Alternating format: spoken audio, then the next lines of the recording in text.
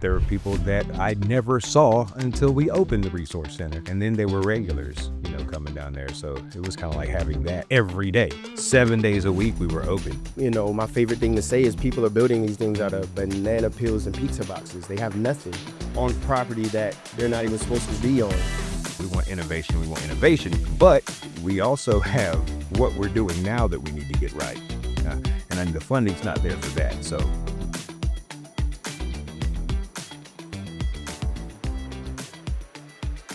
All right, back at it, Inside Ava Health. Today we have Mr. Roman Brawley, Ava Health, Philip Masters, United Way, Chris Masters, Homeward Bound, and me, Christopher Bennett, Ava Health.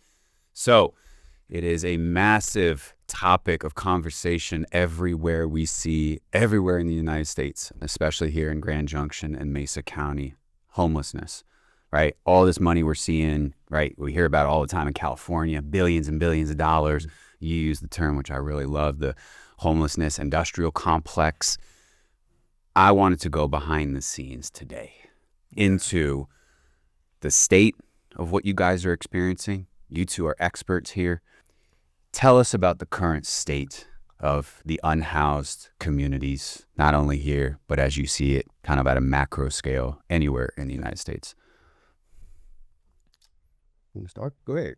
On a day-to-day basis, what I'm seeing is a lot of pain and a lot of trauma. Obviously something's happened somewhere. And trying to figure out what happened is one of the biggest tasks. So we have a starting point, someone to start at and something to really fix and help you heal. But that's probably the biggest thing is pain, distrust. When you say distrust, talk a little bit about it. There's a lot of organizations and providers that even they have the best intentions. Some of them don't, but on both sides, they get out there and they don't deliver. They say this, they say that. They say we're doing this, and they hear this on TV, they hear this on the news, they hear this at city council, and there's no real results. Though they're still in the same situation. All they did was walk through your door. They got a metric somehow, and they're able to put that in their funding, and now they got money because they have people walking through their doors. And so that creates distrust. People doing things, saying they're going to do something and never deliver. Got it. Yeah. Well, across the nation, I've traveled a little bit, and it's just really bad. I mean, I see encampments being moved, people being arrested just for being outside, and there's no place for people to go. And I think that's really important. Is there's just not enough overnight shelter. Number one, because folks have to have a starting point. You can't go you can. But it's not easy to go from being unhoused and directly into housing. So we need that bridge there. And that's a big part that's missing. We're not, speaking of, Philip's talking about organizations, a lot of our funders and a lot of folks, they want new innovative things, okay? So they want, these flashy things with all of these outcomes. Well, when you're providing things like emergency shelter, your outcomes are people don't die. Yeah. But there's something missing there to where that's just not understood. It's, we want innovation, but we also have what we're doing now that we need to get right. And then the funding's not there for that. So that's just some of the things I'm seeing out there. We're seeing that everywhere. I mean, that's obviously the federal level right now, right? Like just, so many jobs being cut, funding being paused, right? Not only at the federal level, but obviously that's coming down to the state level, right? Everything is slowing down. People are kind of going into a maintenance mode. And yet at the same time, people are saying we need these solutions, right? So continuing to push forward and attempt to create the momentum for solutions, whether again, just getting right what we have now or innovation. And yet everything seems a bit kind of on maintenance mode or pause right now. Let me backtrack real quick. When we're talking about this population, we want to be up to date. Yeah. What is the correct term? Is it unhoused, homeless? Is there a difference? I feel like I'm always the wrong person to ask questions like that. The semantics part of it. Yeah. Just don't disrespect them. I mean, unhoused, homeless, we know it is what it is. Yeah. They don't care as long as you're not Disrespectful. respecting them. They actually feel kind of weird when we take so much time and they pick in like, what are we gonna call the people in a situation? It's not that serious. No. We make it way more serious than I think it should be. Yeah, I agree with Philip on that. I mean, to me, the terms are interchangeable. They mean exactly the same thing. It's just another one of those trauma-informed deals, so to speak. They're just trying to make the word hit a little softer. That's what it feels like. Okay.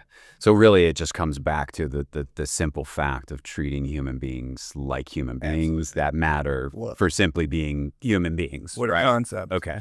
Got it. I appreciate that you brought up the question though, because it is something that we've actually talked about internally. This a lot put people up to all their power. Is it unhoused? Is it homeless? It's like tiptoeing around something that The reality of it. we don't need to tiptoe around. Okay, so you heard it here. You heard it here from the experts. No longer do we have to tiptoe around this issue. We just treat people like human beings. When we see them out there, that's the answer. Okay, great. Now we can move on. Fantastic. All right, podcast. Are we done? All right. No, so I mean, you guys speak about some of the challenges. I mean, what are you guys seeing on the front lines right now? I'm just curious. What are some of the challenges you're experiencing with the folks that you're out there, whether it's, again, in direct communication, running shelters, right? Like, what are you guys seeing on a daily basis right now? Go ahead, because you're the front line man. I mean, you're there, the trenches every day. I mean, of course, it's a lot of things. One of the biggest things is places to engage them in that are attractive. When you're homeless, financial things, you need all of those things. How do we make those things attractive? How do we get them engaged? And then places to put them, period. We spend the whole day, we can engage them in the whole day, but if you got to go back to camp, so you're still down about and out about that. And so, yeah, that's what I'm seeing right now. Kind of lost my thought a little bit. So those spaces to actually be able to engage somebody, and like you said, not only just through the day, but obviously, and then we get into some of your world, which is where do folks ultimately go, right? And then engaging the people that are engaging, you to take time to build those relationships with the people they're engaging, so that it's actually they're getting something from it. If you don't have a relationship with the people you're engaging with, at least that population, there's nothing there. They're just there to get supplies and then leave. They're really not trying to get to the next step with you. They're probably trying to use the situation to get what they need and then move on. You build a relationship with them, you just see a little bit more spark and hope in them, and they follow your direction a lot better.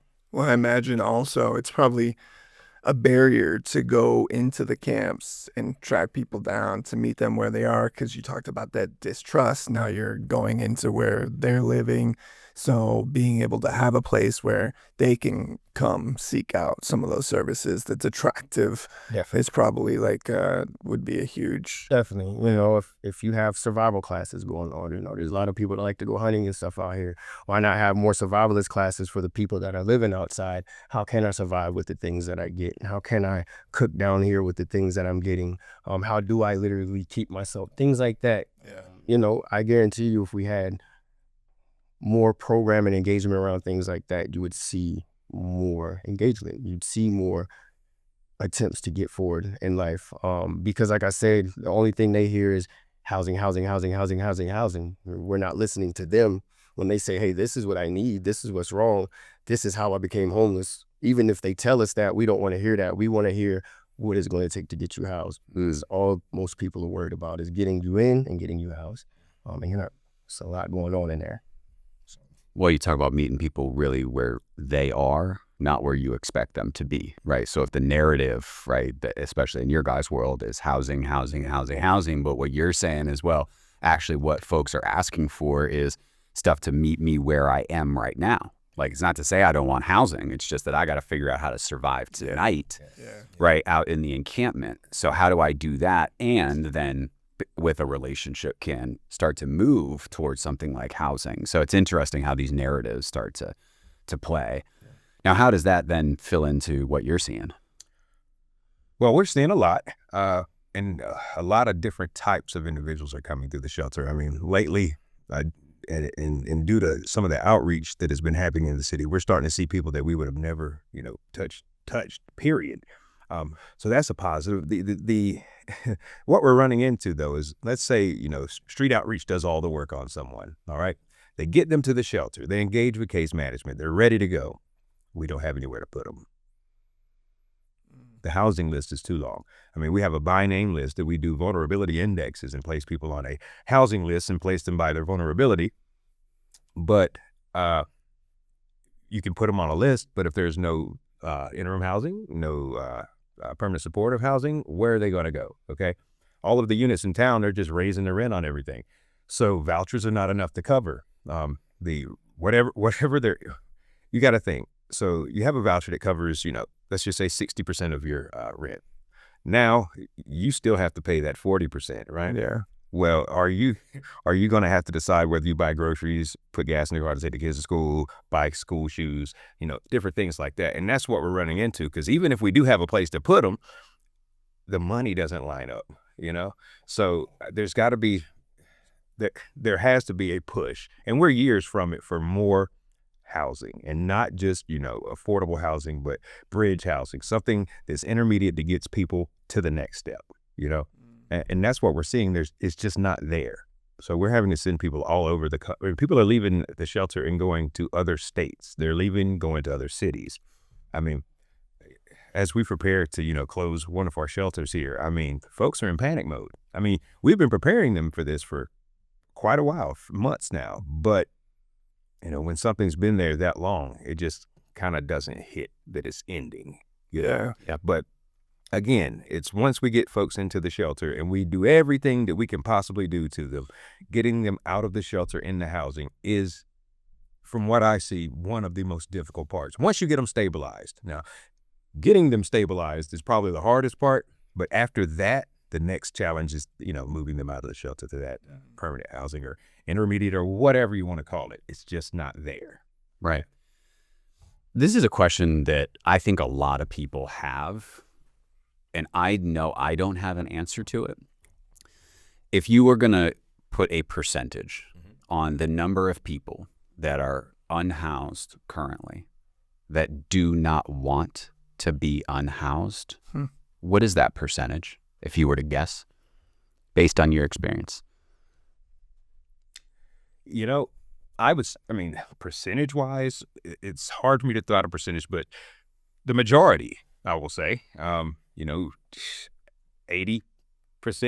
90% want to be housed. And I don't look at it as the other 20 or 10% doesn't want to be housed. They just can't see it. They've been in their situation so long. And this is something I've told people before: hope hurts, So if you have that hope, you have that hope, and it just keeps getting crushed. It just keeps getting crushed. It just keeps getting crushed. Eventually, you just ignore that. You back away from it. It's like, this is what I am doing now. This is what it's going to be forever. So I don't think that folks do not want housing deep down. I think on the surface is what we're seeing, that they're giving that pushback. It's hope hurts.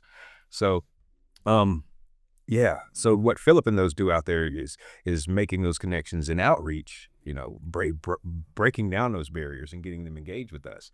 But so that's all I got on that one. Any additional thoughts? He's saying 80%, right? 80, 90% of people actually don't want to be living this way. You're saying 80% Don't want to be living on the streets. Yeah, I don't think anybody wants to live that way. It's hard for me to put a number on it because, like you said, on the surface, there's a lot of them that think they want to live like that because they can't see it. They don't see a difference. But I would say maybe up to 25%, like a quarter of the population, would rather stay where they're at if they can make it livable. And I think that's the biggest thing, right? We're forcing people that say, hey, I don't want to live like that. I like to live out here. And we were kind of touching on this. Over this last week, we're doing a pit count. I went down in our camps and I saw structures as tall as this roof here, 2-3 stories. I saw mounds with housing in it. I saw housing in dirt, like holes dug with chimney stacks. My favorite thing to say is people are building these things out of banana peels and pizza boxes. They have nothing on property that they're not even supposed to be on.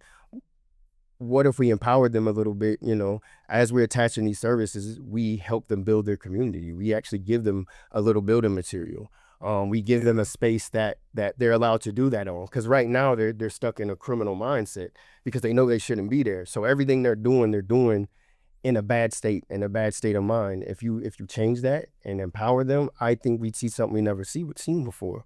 And that's that innovation we've talked about. And people are scared of new things, but we got to do something here, you know. Mm. But that's that. It was very crazy to see that. I mean, I'm seeing these people have king size beds with full kitchens, you know, like 2 8-man tents with like a full kitchen. Like you could take a picture and it would look like they're glamping out there sometimes. Some of them are in bad shape, but you would still be surprised at the ingenuity. I'm still at awe because I'm like, wow, you did this with nothing. Well, and you said something that everything that they're doing, even just living out there, is technically illegal. So there is like this sense that it's all negative. Yeah, It's exactly. all bad. And you know, I've said this earlier to you, from the inside looking out, we think they're crazy. Why would you want to live like that? Or, you know, but from the outside looking in, you know, with the politics, with the way things are going on, they see that in these neighborhoods, people are just as crazy. Like, why would you want to join that? Why, you know, if you can live out here and be okay and not join all that hustle and bustle, some people rather live like that because we just see it from our eyes. From their eyes, you know, with the politics and everything, it's insane. And they don't want to join that. And I kind of understand it. You know, Right. we just were saying how chaotic everything is. Yeah. Yeah. And life's a lot more simpler for them, of course. But Yeah, one of our good friends, Ian, he says we see the world as we are, not as it is. Right. So to that point, right? Like it's my spin on thinking I'm not sure why you want to live that way or whatever, but that's my viewpoint on it. Okay. So if we say at a baseline level, the two of you think 75% of people that are on the streets would rather not be on the streets. You talked about hope actually being a barrier, but what other barriers exist from taking that 75% of people that want to move forward? Like what are the barriers? When we've talked about some of them, hope, temporary housing, emergency housing, overnight. What other barriers should people know about this community? Well, and I'm not speaking about Grand Junction, Mason County. I mean the community of unhoused individuals anywhere in the country. Yeah. well, you know, folks are, you know, always on the fact that it's mental health and addiction. Mental health and addiction. Yes, that does play a part, right? But, you know, society at large has issues with mental health and addiction. Right. And everybody that is suffering from mental health and addiction is not homeless. Okay. Right. And we know that. So there are a lot of barriers. That is a barrier, but that's not the only barrier. Education, a barrier. We just talked about it. Lack of housing, lack of shelter, lack of intermediate housing. I mean, things to get people to the next level. Again, like I mentioned earlier, all these innovative things, these, in my opinion, are barriers for them because the organizations are not able to fund what's being productive and what's actually helping people because we're having to fund innovation, things that we've never tried, and it's like we're throwing spaghetti at the wall. So what is being imposed on the nonprofits is also a barrier to the people that we're serving. So it's a barrier that they're so far removed from, they don't see this barrier, but we see it as it comes down. And it's really disheartening for the, you know, folks that work for the organizations that we're just not having a whole lot to work with. And again, so that's multiple levels of the barriers that we're seeing, you know, starting from the person, what's in between the person and the organization, and then what the organization itself can do due to funding and restrictions on granting. You know, if it's earmarked for this, that's what you got to spend it on. It doesn't matter if, you know, if this program's running fine and doesn't need that support and something else is failing, you can't move that around, you know? So those are some of the things that I'm seeing when it comes to barriers on all levels. Got it. Yeah. Okay. I would say one of the biggest barriers we're seeing is I just had it in my mind and forgot what I was going to say. Individuals are out here. What was I going to say? And what was the question again? I'm sorry.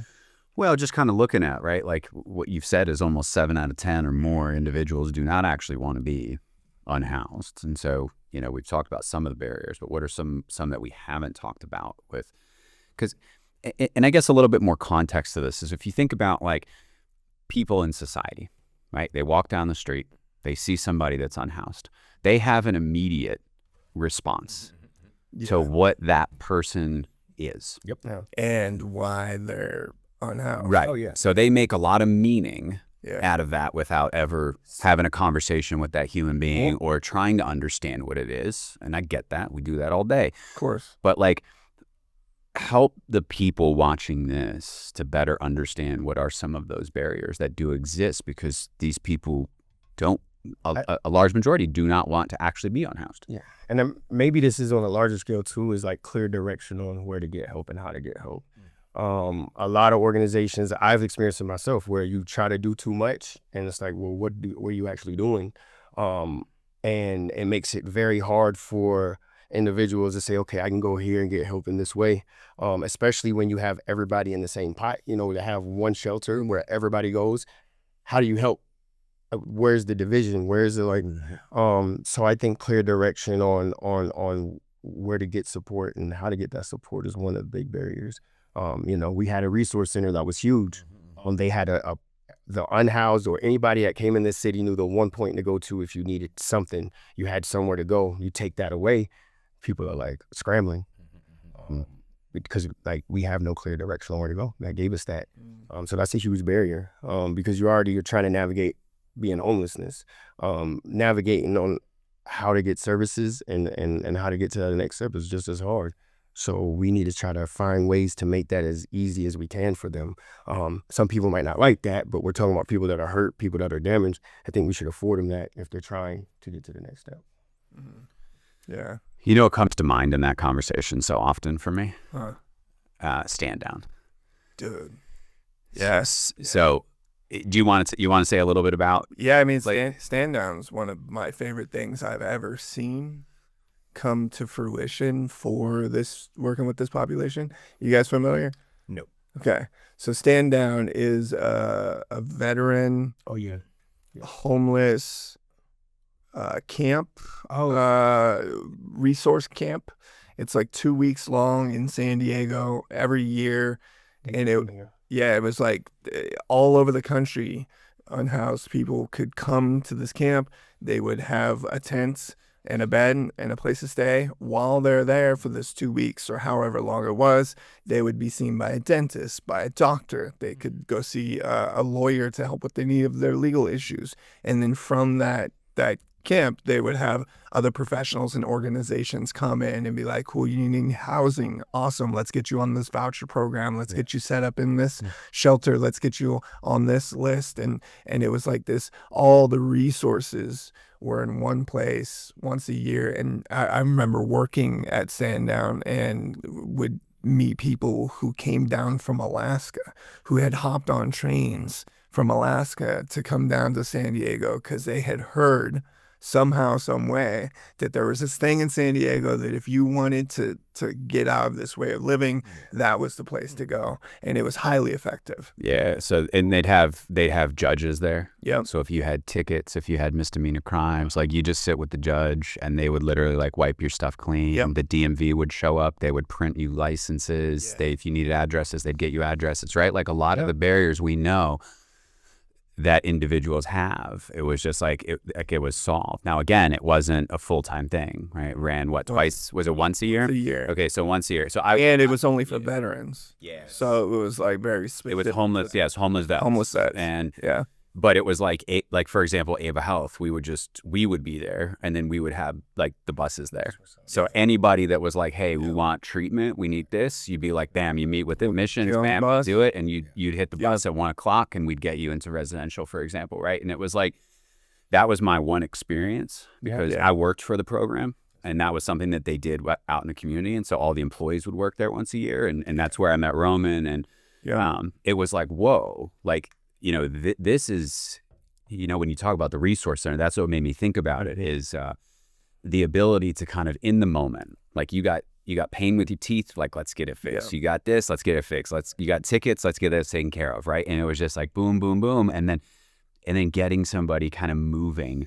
And I'm not saying that San Diego is like a model environment, of how to do this, right? But it was my one experience really kind of working in kind of the resource. I also imagine how devastating it would be to lose that, right? Because there were so many people who like that was their lifeline, that one event, one time a year.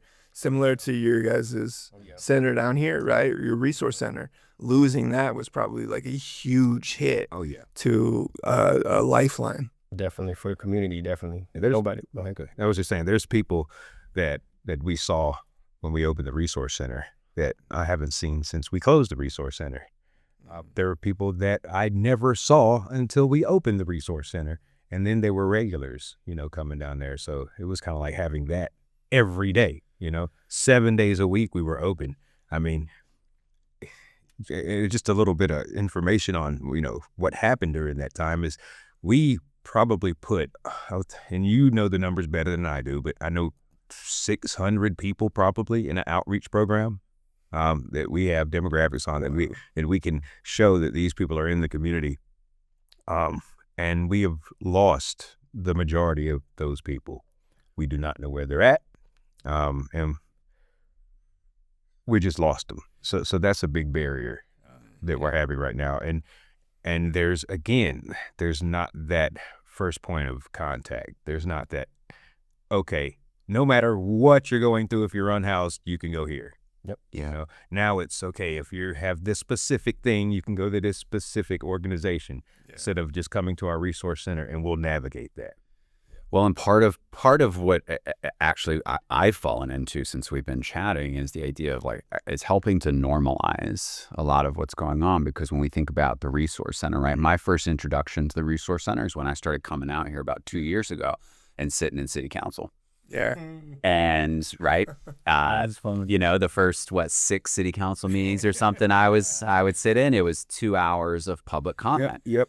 So you have people that own businesses in the community. You have people that live in the community. We have beautiful parks here in Grand Junction, right? We have all this, and then we have unhoused. And it's like, how do we balance all of this stuff, which is ultimately, I think, one of the biggest challenges that we all at this table face, right? Whether it's working with the mental health and the substance use side, whether it's working with the homeless side, is these are community members. So when people ask, it's always amazing. People always say, who's going to be a client at Ava Health? Right. Especially like neighbors. Right. And I say, your neighbors. Right. Yeah. These are people from your community, right? These are not like people from different places. These are people in the community who have experienced some challenging times. Like that's who's going to live in these homes. And it diffuses people in the moment, because it's really hard to argue and say, well, I don't want my neighbor being my neighbor. Right. However, there's also the reality, right, of we don't want people shooting dope on the front step while your kids are walking out to go to school, right? So I guess maybe just talk a little bit about how do you see communities being able to balance supporting people, connecting with people, all that, and us being a community that really buys into the idea that we are going to be measured on how we care for the people that need us the most. Yeah. Well, you just made me think about something. When your neighbors, when the folks ask, who are you going to be serving? If we were to say something like the homeless or the addicted, that has become their identity to the entire community now. Those neighbors will never be able to see past, that organization's housing homeless people. That organization is housing addicts. They're housing people that get out of jail. That stigma will never leave them. That community is not putting on them, that neighbor's not putting on them. I just had to throw that in. Really. Yeah. So that's powerful. Things very powerful. I think one of the biggest things in that whole scheme is the people that are boots on the ground. We have to do a good job at bridging that gap by educating the community and then finding ways to educate them through real life experiences. You watch the news, we always see the bad side of homelessness. Yeah. It's time to start showing that other side.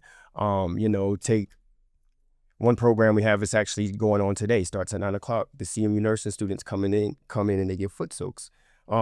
We started that program at the resource center.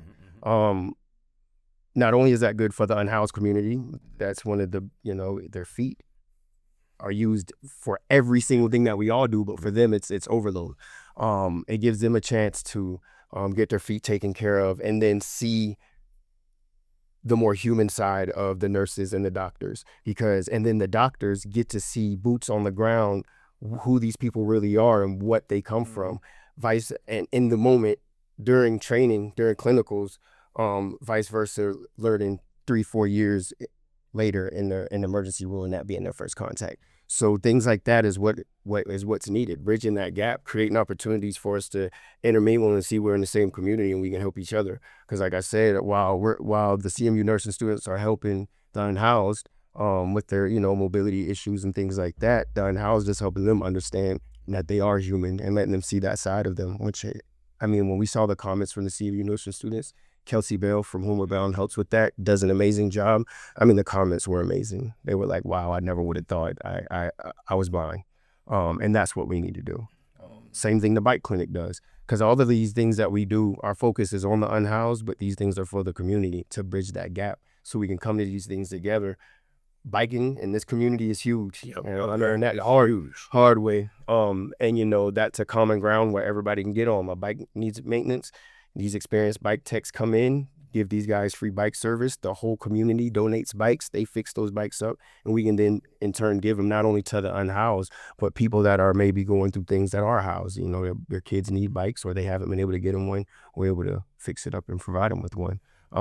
Events like that and things like that, programs like that are really bridging those gaps in our community. And it's beautiful to see. This is even more. Yeah. Folks might not see how important like something like a foot soak clinic is. They're like, oh, that's a luxury getting your feet. Yeah.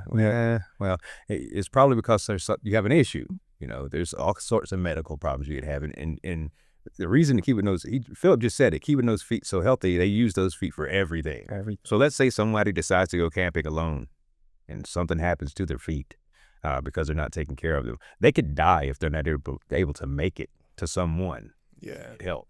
Yeah. I mean, that is so important, and people don't think about those things like that. Oh, I'm walking around every day, my feet are fine. Well, you're not in freezing temperatures. You're not walking. Definitely. How many miles or biking how many miles a day? So taking care of your feet could literally be the difference between life and death.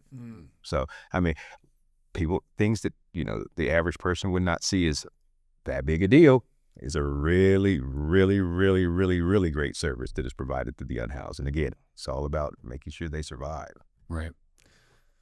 Yeah, you had mentioned something on the podcast too that really stuck with me, and I know a lot of people were like, "Oh, I want to hear more about that." You talked about connection as being a barrier, right? Not only the connection and the really like a dissociation from like the public to the unhoused people and their perception of who they are, but bridging that connection, but then also being able to build a relationship with somebody, build that trust, maybe spark some hope that maybe used to hurt, but now there's, some new passion behind it.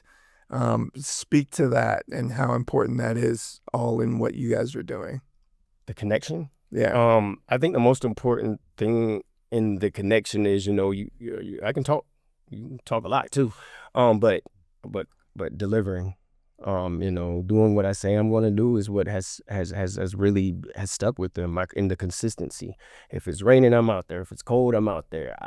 I'm consistently where I'm supposed to be where I say I'm going to be, and that's what gives them hope. Like, okay, maybe this guy's for real. Maybe he's been out here consistently. He shows up. We see him anywhere. He's always who he says he is. And that's been the biggest thing with the connection. Connection is so important, but connection is not, most of the time, it does not happen on the, your first contact. It's one of those things that where, Phil comes to the shelter, it's Phil's first time there. You check on Phil, you say, hey, you need anything? And Phil just doesn't want to be bothered, You go over there and you see him again. You're like, hey, how you doing today, Phil? Want a cup of coffee?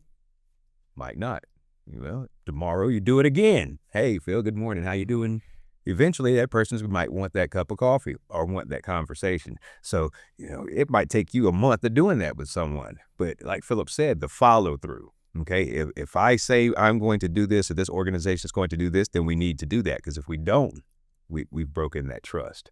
But again, that connection does not happen immediately. It happens by building that rapport, by making that contact on a daily or every time you see them. I try my best to, if I know there's a guest that we're working on, if I see them, I'm going to speak with them. I mean, period. That's what we're going to do. And that's what all of our staff does too. But, people often don't make those connections, and they don't understand what connection is. Just go speak to them. Just because you see someone unhoused on the streets does not mean that they don't enjoy, like someone to wave and say hi as they're passing by, just like we do. It's just, step over them and stare them down and keep moving. Things like that don't help. We talk about that all the time. Yes. I mean, and we dove into that end of last year, right? Which is like, you never know the impact that you're going to have by simply looking another human being in the eyes and saying hello and good morning with a smile. Yep. Yeah. Right. And maybe you do it 100 times and nothing happens, but that one time, right? Something that simple, right? So if you think about that and how then to help communities start to orient more towards, it's the simple things sometimes. And even if you're not going to get in the trenches and you're not going to come volunteer 20 hours a week or get a job in the field, that's fine. However, as communities, how do we help to start kind of just orienting back towards being able to walk and say good morning and just simply acknowledge somebody? And I was training our staff last week who just onboarded on this, that when we talk about this in relation to like mental health, right? Somebody that may be suffering with schizophrenia, for example, they're so internalized and they're so disconnected so often from like what's happening here that something as simple as saying, good morning, Chris. It's wonderful to see you this morning. Would you like a cup of coffee? Can bring somebody actually out and present in the moment. And they say like, I don't remember the last time somebody did that. Right. So that connection piece, I think, is incredibly important. I mean, it's well, just as like a species right now. It doesn't matter what the conversation is, just the species being able to look at one another and be like, hey, how you doing? Like, what it sounds like also, I'm thinking about, is when we're talking about connection, you both mentioned like the thing that makes it work, specifically working with homeless, is consistency, right? And that's probably got to be one of the biggest barriers when you're talking about grant funding, you're talking about policies, you're talking about government involvement, right? On the city, on the county, on the state level, consistency and the ability to provide that consistency to this population has got to be a huge barrier, right? For the organizations? Yeah. I mean, definitely. I mean, you never know what's going to happen tomorrow. We get out here. A perfect example, and I'm not going to say this is directly tied to funding, but had things to do with it. We were going to the desert, and at this time the desert, there was encampments out there where it was manageable, delivering basic necessities. We stopped going out there, and it blew up crazy. I lost my train of thought again, but with that being said, like when we stopped doing that, that wasn't a decision that we made. That was a decision made by everybody else around us. And that's a very shaky ground to be on when not that you can't trust, but you never know what's going to happen tomorrow.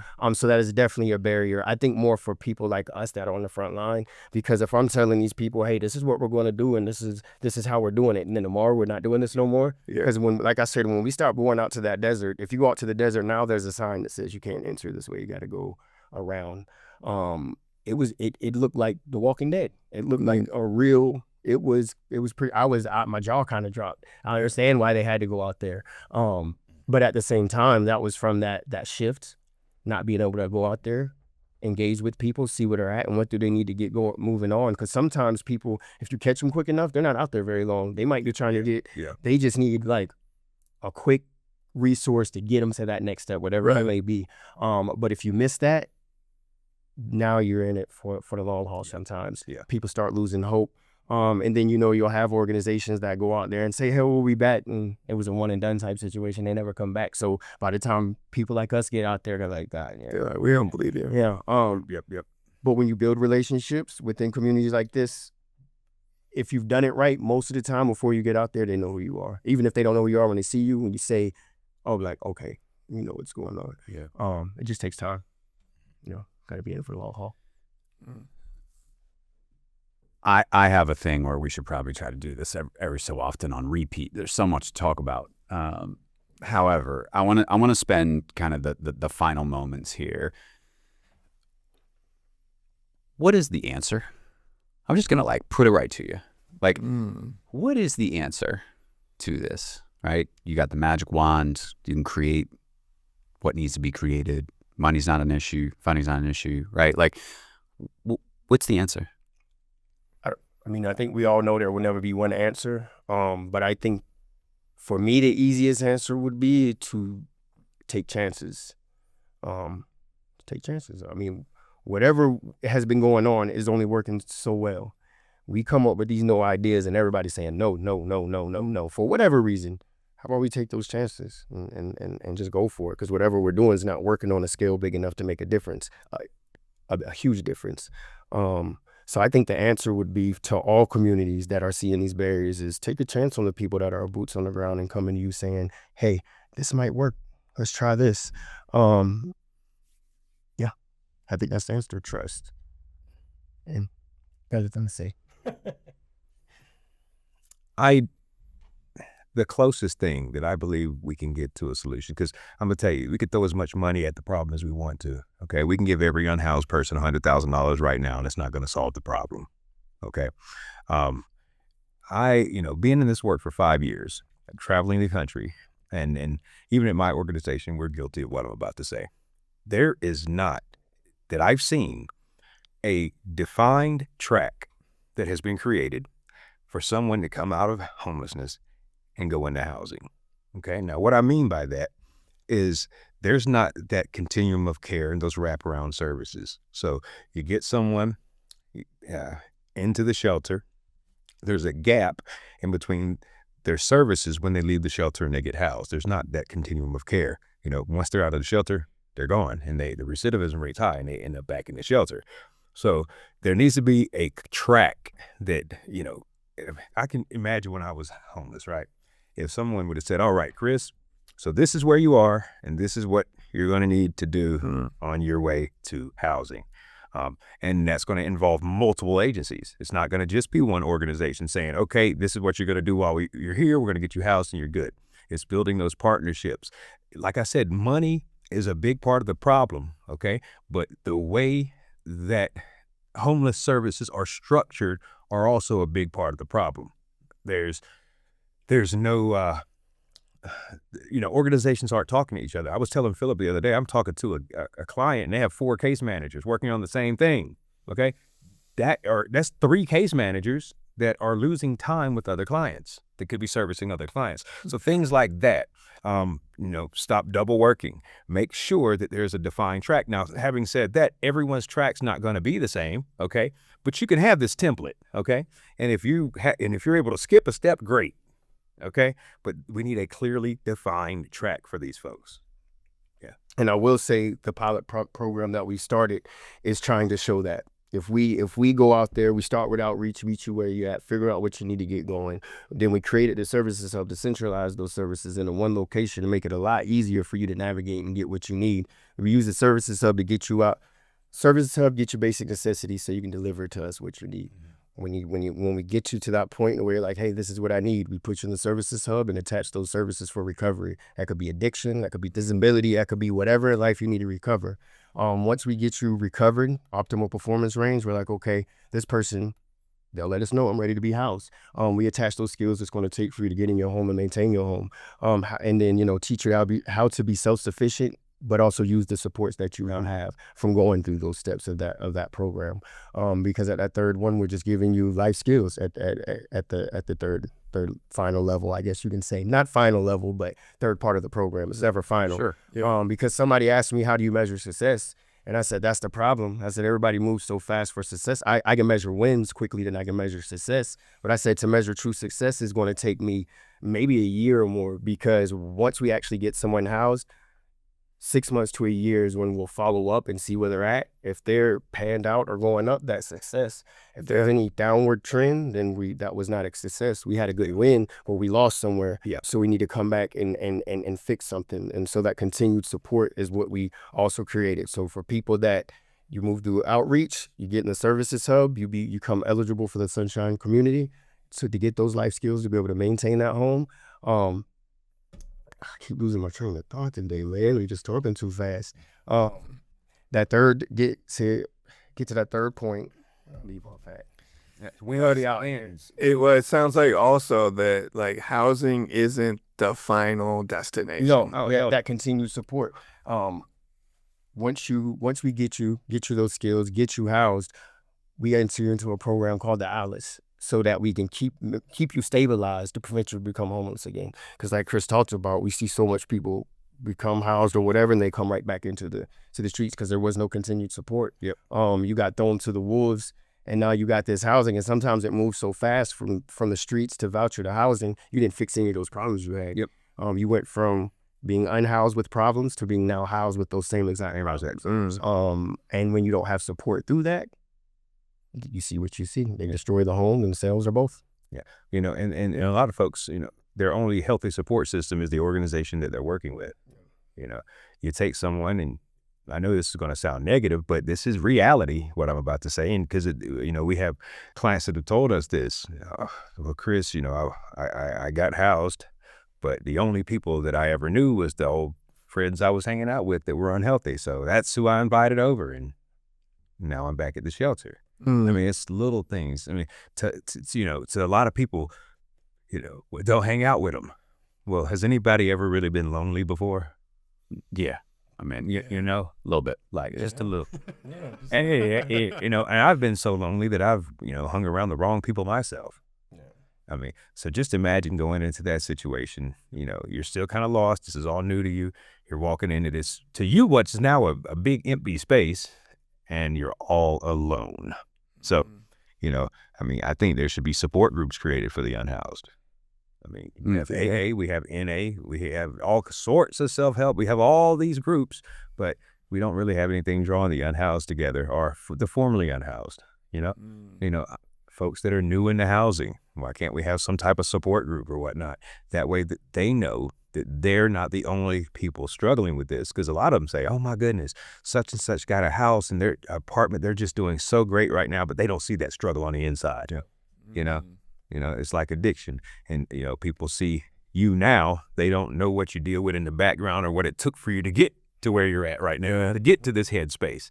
And I think that's a really important piece that's missing as well, is there has to be something to guarantee them a healthy level of support outside of the organization that they've been working with as they're going through the process of keeping what they have now earned. Yeah. Oof. Community. Yeah. Love that. It does come back to that ultimately. It does. But Yeah. look, we're going to close up. Any final stuff that you guys would like to say to anybody listening? Support your local organizations, you know, the people that are boots on the ground. You want to know how can you give back and what's going on with your community? Go ask those organizations that are boots on the ground. I guarantee you they can tell you how you can help or where you can get your feet wet or where you can educate yourself. Because number one, educate yourself with what's going on. Homelessness isn't something we can explain to you. It's something you have to experience. If you're religious, it's the same thing. You know, somebody that believes in a certain God, they can't explain to you what their God makes them feel like. That's something you have to go experience. Same thing with the unhoused. If you want to educate yourself on what's going on, go get a real life experience and go from there. Yeah. Love it. For me, you know, nobody's too far gone, and every human life holds the same value no matter what. You know, those are that last thing right there is what I tell myself every day. And everybody here has heard me say it probably plenty of times, but it's the truth. It makes your job a lot easier when you start there. Every human life holds the same value. Yeah. Well, first of many. Chris, thank you. Philip, thank you. Homeward Bound, United Way. We'll have all you guys' information as well as organization information in the show notes. You guys want to get involved at home, reach out. You know, it's time to put our money in our mouths and our actions about what we say. So look, we talk about being of service into communities and wanting to show up, wanting to help. Two great men right here to get behind, organizations to get behind. And once again, coming to you live, Inside Ava Health. Ava Health, behind the scenes of what's going on in behavioral health, businesses, homelessness, unhoused. We're honored that you guys joined us. Thanks for having Thank you. Thanks for having us. Thank you. We'll see you next time. Like, comment, subscribe, hit us up, hit them up.